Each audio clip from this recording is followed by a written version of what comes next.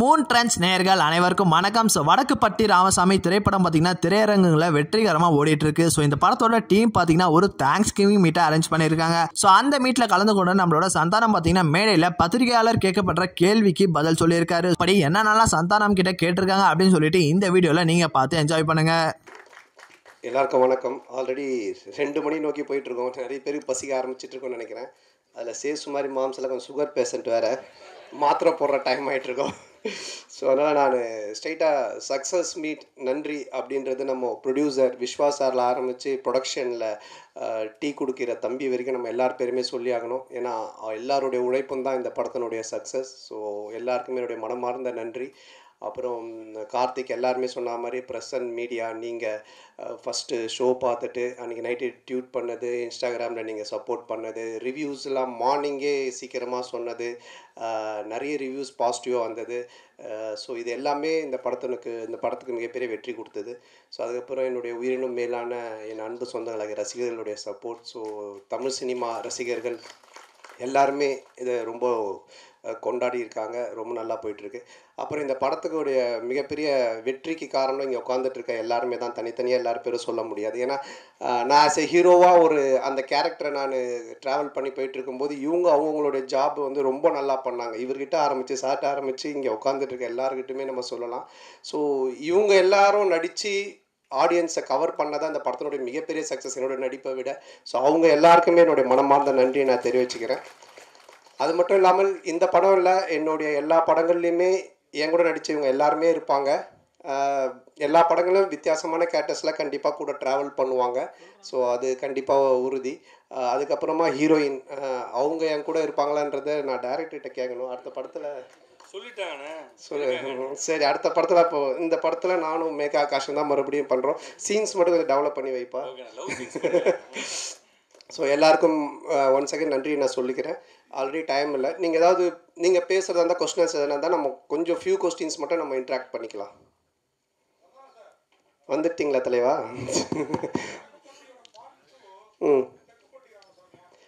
இல்லை, தெற்குப்பட்டி தென்ராசு அப்படின்னு சொல்லி நாங்கள் ஒன்று யோசித்து வச்சுருந்தோம். ஆக்சுவலாக வடக்குப்பட்டியிலேருந்து அந்த சைடு போயிட்டோன்னு. பட் இப்போது அதை விட வேறு ஒரு ப்ராஜெக்ட் போயிட்டு இருக்கிறதுனால இது கண்டிப்பாக பண்ணுவோம். இல்லை,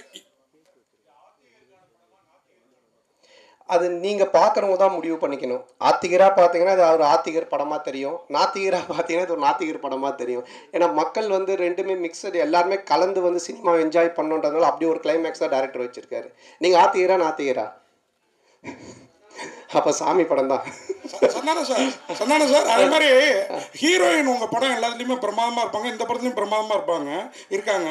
ஆனால் அவங்களோட ஒரு நல்ல ஒரு டூயட்டோ இல்லை லவ் சீனோ இல்லை. அதை இப்போ கேட்டிங்க. அடுத்த படத்தில் இந்த படத்தில் காமெடி எல்லாமே எக்ஸ்ட்ரானரி ஜனரஞ்சகமாக பிரமாதமாக இருந்தது. அந்த விஷயம் எங்களோட அந்த ஃபீலிங்கையும் புரியல. இல்லை, உங்களுக்கு இது நான் எழுதி கொடுத்து கேட்ட மாதிரியே இருக்கும். யாருன்னா பார்த்தாங்கன்னா இவன் மனசில் இருக்கிறதெல்லாம் அவன் மூலமாக கேட்குறாமலன்ட்டு. இல்லை, இப்போ கூட நான் சொல்கிறேன், இந்த காஸ்டியூமும் இந்த ஹேர் ஸ்டைலும் வேறு யாராவது போட்டு வந்தாங்கன்னா நன்னு படத்தில் ஒரு பேய் மாதிரி தான் இருப்பாங்க. ஆனால் அவங்கள பாருங்கள் எவ்வளோ பியூட்டிஃபுல்லாக இருக்காங்கன்னு. இவங்களோட எந்த சீனுமே இல்லை தான். நான் தான் கேட்டேன் கார்த்திக்கிட்ட, இவனும் உங்களை பேர் தான் வச்சுருக்கேன், ஆனால் இந்த ரசனை வர மாட்டுது, நான் என்ன பண்ணுறது? அதனால் அடுத்த படத்தில் கண்டிப்பாக வச்சுருக்கார்த்தி. கேட்டுங்க, அவங்க கேட்குறாங்க, நான் கேட்கலைங்க.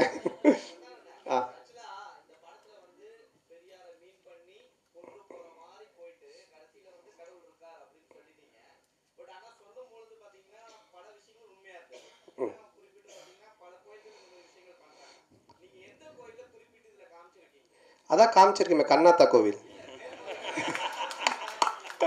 இல்லை, நீ இந்த கொஸ்டினை வேறு மாதிரி மீன் பண்ணி கொண்டு போகிற போல். அந்த மாதிரி எந்த கோவில் எதையுமே நம்ம இது பண்ணல. எந்த கோவிலாக இருந்தாலுமே அதை வச்சு கடவுளை வச்சு காசு பண்ணுறவங்க மேலே தப்பு.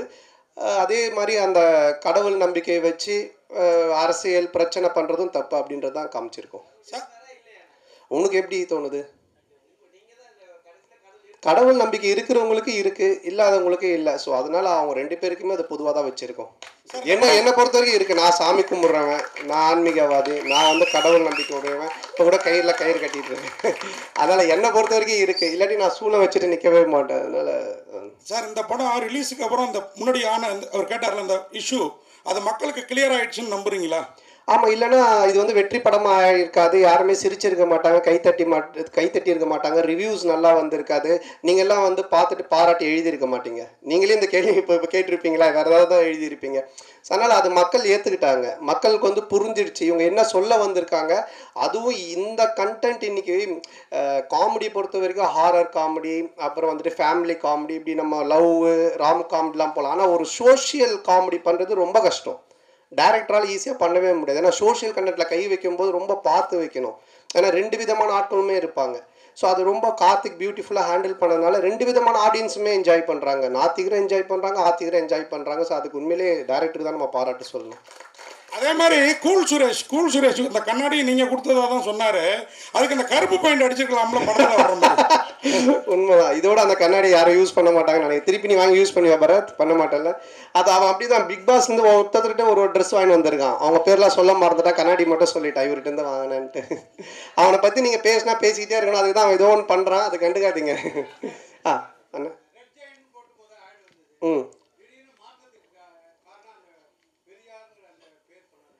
ஆமாம், அது ஃபஸ்ட்டு அந்த ஒரு இஷ்யூ ஆச்சு. அதுக்கப்புறம் அது ஒரு பாலிட்டிக்ஸாக மாறுச்சு. இப்போ நம்ம படம் எடுத்தது எல்லாரும் மறந்து, கவலையை மறந்து சிரிக்கணுன்றது அது ஒரு பிரச்சனையாக ஒரு பாலிட்டிக்ஸாக மாறும்போது எதெல்லாம் நமக்கு தேவையில்லை அதை நம்ம ஸ்மூத் பண்ணிக்கணும் அப்படின்றதுக்காக சில விஷயங்களை விட்டுட்டோம் வேண்டான்ட்டு. ஆமாம், அதில் என்னென்ன இருக்கு.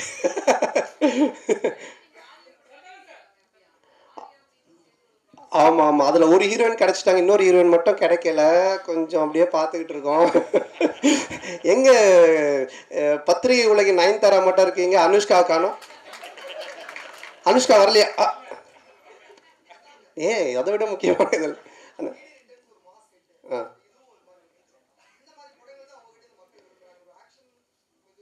இல்லை, எனக்கு பொறுத்த வரைக்கும் எல்லாருமே இப்போ பார்த்தீங்கன்னா நிறைய பேர் படம் பார்த்துட்டு வாழ்க்கையில் ரொம்ப இறுக்கமாக இருக்கவங்க, ரொம்ப சோகமாக இருக்கும், ரொம்ப பிரச்சனையே.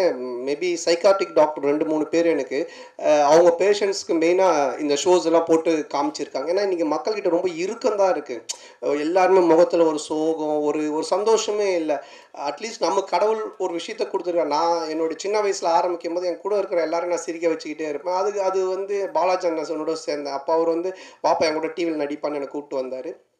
அப்புறம் அந்த காமெடி பார்த்துட்டு சிம்பு கூப்பிட்டு எனக்கு மன்மதனில் சான்ஸ் கொடுத்தாரு. ஸோ என்னுடைய நோக்கம் எதுவாக இருந்துச்சுன்னா என்னை சுற்றி இருக்கிறவங்கள சந்தோஷமாக வச்சுக்கணும், சிரிக்க வைக்கணும். அது கடவுள் எனக்கு ஒரு லைஃப் கொடுத்தாரு, ஒரு சினிமான்னு. அப்போது அதை நம்ம செய்யணும் அப்படின்றதான் என்னோடய நோக்கமாக இருக்குது. அதை நோக்கி தான் நான் போயிட்டுருக்கேன். என்னோடய படங்கள்னால நீங்கள் வந்து சிரிக்கலாம், கவலையை மறந்து என்ஜாய் பண்ணலாம். இது மட்டும் தான். சந்தன சார் இங்கே பாருங்க, உங்களுக்கு லெஃப்ட். சொல்லுங்க சார்.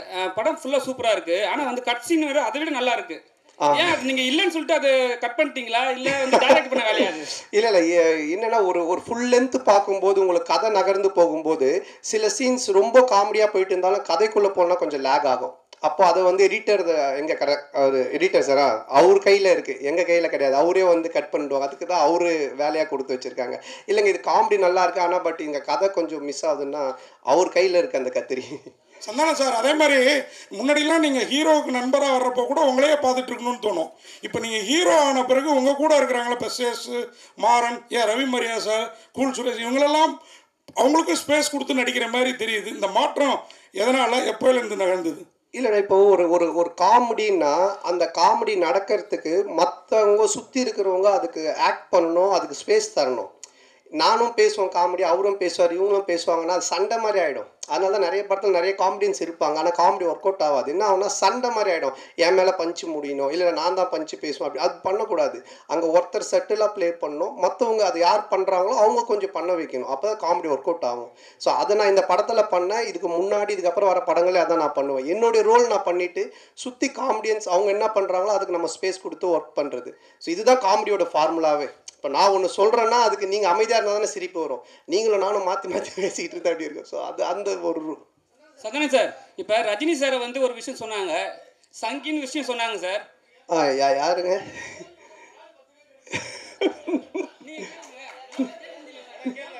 சரி அண்ணன் கேட்டு முடியும். அண்ணன் கேளுங்க, நீங்கள் கேளுங்கண்ணே.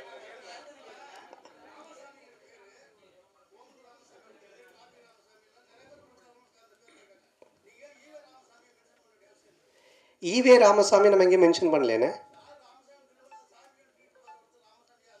இல்லைண்ணே, படம் பார்த்தீங்களாண்ணே?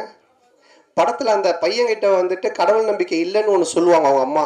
அதாச்சும் கடவுள் இருக்காரான்னுவாங்க. நான் இவ்வளோ கஷ்டப்படுறேன், பானை செய்கிறேன், நான் எப்படி கடவுளை நம்புறதுன்னு அவன் சொல்லுவான். அதுதான் அந்த கேரக்டர் கேட்பாரு, நம்ம ஜம்புலி ஜெகன் கேட்பாங்க. இது வந்துட்டுண்ணே நம்ம வந்து இல்லைண்ணா, இப்போ வந்துட்டு நீங்கள் குப்புசாமி, கந்தசாமி என்ன பேர் வேணாலும் வைக்கலாம் நம்ம படத்தில். ராமசாமி, வடக்குப்பட்டி ராமசாமின்னு வச்சதுக்கு காரணம் என்னென்னா, டைரக்டர் வந்து கவுண்டமணி சாரோட ஃபேன், நானும் அவருடைய ஃபேன். டிக்கிலோனான்றது அவரோட டயலாக்கு. அதே மாதிரி வடக்குப்பட்டி ராமசாமின்றது கவுண்டமணி சாரோட டயலாக்கு. இதுக்கப்புறம் நானும் ஆர்யா நடிக்க போகிற படத்துக்கும் கவுண்டமணி சார் டயலாக் தான் வச்சுருக்காங்க. இதே இந்த ஒரு டயலாக் வராமல், இந்த நான் சொன்ன இந்த காரணங்கள்லாம் இல்லாமல் திடீர்னு நீங்கள் ராமசாமின்னு ஏன் வச்சிங்கன்னு கேட்டிங்கன்னா அது சரியாக இருக்கும். அண்ணா ஒரு கொஸ்டின் தான் சொன்னீங்க, 4 கொஸ்டின் கேட்டுக்கிறீங்க சார். அண்ணா இங்க பாருங்க, அண்ணா இங்க பாருங்க. இல்ல அண்ணா ஒரு நிமிஷம் முடிச்சாரு சார். அண்ணா உங்க பேர் என்னண்ணே? அண்ணாதோரா. அப்போ நீங்க வந்து ஏடிஎம்கேல வந்துட்டு இதுவா இருக்கீங்களா? டிஎம்கே வந்துட்டு ஏன் நீங்க அண்ணாதோரன் பேர் வச்சிருக்கீங்க அப்படின்னு கேட்டா என்ன சொல்லுவீங்க? என்னண்ணா இதா? அடுத்த கொஸ்டின். அண்ணா சோஷியல் மீடியாவில் வந்து சங்கின் வந்து ஒரு பெரிய ஆக்டரை சொல்லியிருந்தாங்க. அதுக்கப்புறம் நீ அந்த ஈவேர மேட்டர் எடுத்துன்னு வந்து உங்களையும் வந்து சங்கின்னு சொன்னாங்க. அதுக்கு ஏதாவது பதில் இருக்கா உங்களுக்கு? சங்கின்றது என்னங்க? இப்போ நான் கூட 6வது, நான் வந்து 6வது இல்லை, நான் ஸ்கூல் படிக்கும்போது ஒரு பொண்ணை லவ் பண்ணியிருந்தேன். அந்த பொண்ணு பேர் சங்கீதா. நான் சங்கின்னு தான் கூப்பிடுவேன். அதுக்காக சங்கி ஆகிடுமா? என்னங்க இருக்கு? நெக்ஸ்ட். ஓகே சார், அதே டயத்தில் இப்போ ஒரு கேள்வி. இதை நேர்கள் ரவி சார் பேசுகிறப்போ வடக்குப்பட்டி ராமசாமிக்கு சலாம் போடுங்கன்னாரு.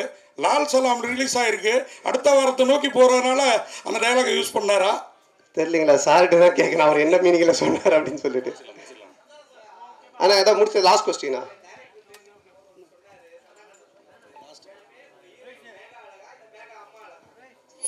வேக அம்மா அழகுன்னு யார் சொன்னது? நானா டைரக்டரா? இல்லை கண்டிப்பாக 2 பேருமே அழகு தான். ஸோ அதனால் ரொம்ப சந்தோஷம் உங்கள் எல்லாருமே சந்திச்சதில். ரொம்ப இவ்வளோ நேரம் பொறுமையாக இருந்து இந்த ஒரு வெற்றி சக்ஸஸ் மீட்டுக்கும் சப்போர்ட் பண்ணிட்டு இருக்கவங்க எல்லாருக்குமே ரொம்ப நன்றி.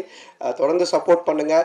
நீங்கள் எனக்கு சப்போர்ட் பண்ணுறது, யாரெல்லாம் சிரித்து இந்த படம் பார்த்து என்ஜாய் பண்ணுறாங்களோ அவங்க எல்லாருக்குமே நீங்கள் சப்போர்ட் பண்ணுறதுக்கு சமமான ஒரு விஷயம். ஸோ எல்லாருக்கும் என்னுடைய மனமார்ந்த நன்றி. தேங்க்யூ.